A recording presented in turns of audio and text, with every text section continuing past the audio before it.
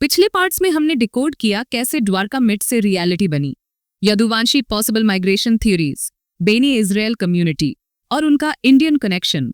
इतना सब जानने के बाद भी एक सवाल अब भी खड़ा है, क्या सच में कृष्णा की लेगेसी आज भी कहीं सांस ले रही है? और अगर हाँ तो ये हमें क्या सिखाती है? इस लास्ट पार्ट में हम हिस्टोरियंस, जेनेटिक एक्सपर्ट्स और मिथोलॉजिस्ट के पर्सपेक्टिव्स को एक साथ जोड़ेंगे। साथ ही हम समझेंगे कि इस पूरी जर्नी से मॉडर्न वर्ल्ड क्या सीख सकता है, यूनिटी, शेयर्ड हिस्ट्री और कल्चरल रिस्पेक्ट के बारे में। रेडी? तो चलो इस टाइमलेस स्टोरी का फाइनल चैप्टर खोलते हैं। अब तक जो थ्योरीज, लेजेंड्स और डीएनए क्लूज मिले वो सब इंटरेस्टिंग है, लेकिन सच क्या है? हिस्टोरियन और साइंटिस्ट कहते हैं हर कहानी में लॉजिक, इमोशन और स्पेकुलेशन तीनों होता है। लॉजिकली देखा जाए, द्वारका के आर्कियोलॉजिकल प्रूफ्स और बेने इजराइल की जेनेटिक स्टडीज मिलकर एक स्ट्रॉन्ग बेस देते हैं। इमोशंस की बात करें तो कृष्णा और यादावा की कहानियों से लोगों का डीप कल्चरल कनेक्शन जुड़ा हुआ है। और स्पेकुलेशन वही मिसिंग पीसेस हैं जिनके बिना पजल कंप्लीट नहीं होता। कहीं एंशिएंट सीफेरिंग माइग्रेशन, कहीं लॉस्ट ट्राइब थ्योरीज, ये सब हमारी इमेजिनेशन को अलाइव रखते हैं। पर सच ये है, हिस्ट्री और मिथोलॉजी कभी 100% ब्लैक एंड व्हाइट नहीं होते। जो भी हम मानता है वही एक जनरेशन के लिए ट्रूथ बन जाता है। सो इस जर्नी को सिर्फ फैक्ट्स या मिथ से जज नहीं करना चाहिए, बल्कि एक कल्चरल ब्रिज के तौर पे देखना चाहिए जो इंडिया और इजराइल को सेंचुरीज से जोड़ता आ रहा है। अब सबसे बड़ा सवाल, क्या ये सब कनेक्शंस सच में ब्लड लाइन को प्रूव करते हैं, या फिर ये सिर्फ कल्चर और जियोग्राफी का कोइंसिडेंस है? जेनेटिक स्टडीज में बेनी इजराइल कम्युनिटी में इंडियन और मिडिल ईस्टर्न एंसेस्ट्री का मिक्स कंफर्म हुआ है, बट वो ये प्रूव नहीं करता कि वो डायरेक्ट यादवा लिनेज ही थे। स्कॉलर्स मानते हैं एंशिएंट ट्रेड और माइग्रेशन की वजह से डीएनए पैटर्न्स सिमिलर हो सकते हैं बिना किसी रॉयल ब्लड लाइन के। और मिथ्स, वो तो जनरेशन दर जनरेशन और भी ग्लोरिफाइड हो जाते हैं। द्वारका का सी मिथ हो या लॉस्ट ट्राइब थ्योरी, इनमें थोड़ा फैक्ट और ज्यादा इमेजिनेशन मिलती है, बट फिर भी कोइंसिडेंसेस भी कभी-कभी हिडन ट्रूथ्स हिंट करते हैं। हिस्टोरिकल रिकॉर्ड्स तो मिसिंग हैं, पर कल्चर्स और रिचुअल्स एक इनविजिबल थ्रेड की तरह काम करते हैं। इसलिए एक्सपर्ट्स के लिए ये एक ओपन एंडेड पजल है। कुछ फैक्ट्स, थोड़ा फेथ और बहुत सारी क्यूरियोसिटी। देखो, मिथोलॉजी में सिंबलिज्म हमेशा से रहा है। द्वारका के डूबने को भी कुछ लोग स्पिरिचुअल मेटाफॉर मानते हैं, ईगो और ग्रीड का एंड। महाभारत के बाद यदावा का वैनिश हो जाना एक वार्निंग की तरह बताया जाता है। लेकिन जब बात आती है आर्कियोलॉजी और जेनेटिक्स की, तो स्टोरीज को टेस्ट करना पड़ता है।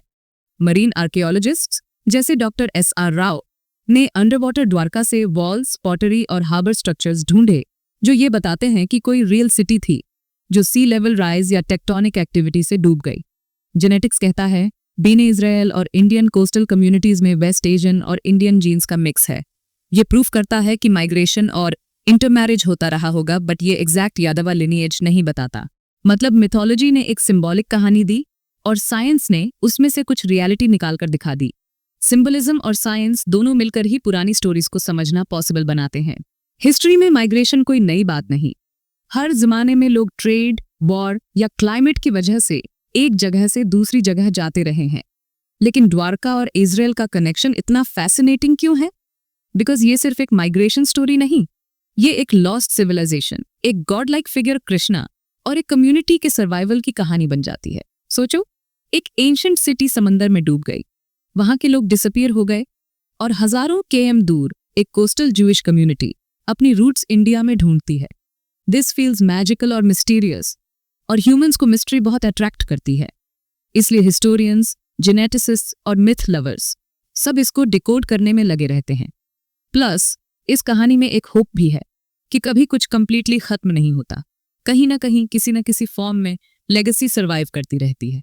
कभी कभी एक सबमर्ज्ड सिटी और एक पुरानी कम्युनिटी एक पूरी सिविलाइजेशन की लॉस्ट मेमोरी बन सकती है।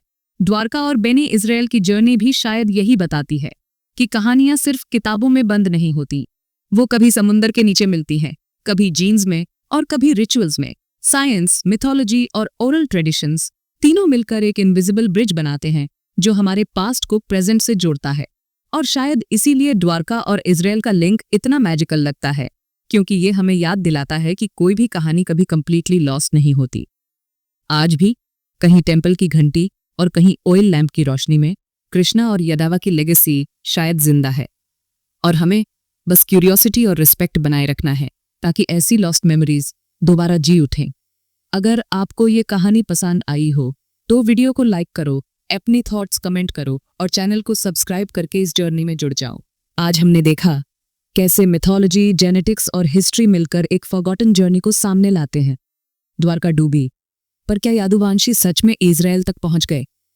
इसका पूरा सच शायद कभी पता न चले, लेकिन जो क्लूज हैं वो हमें सोचने पर मजबूर जरूर करते हैं।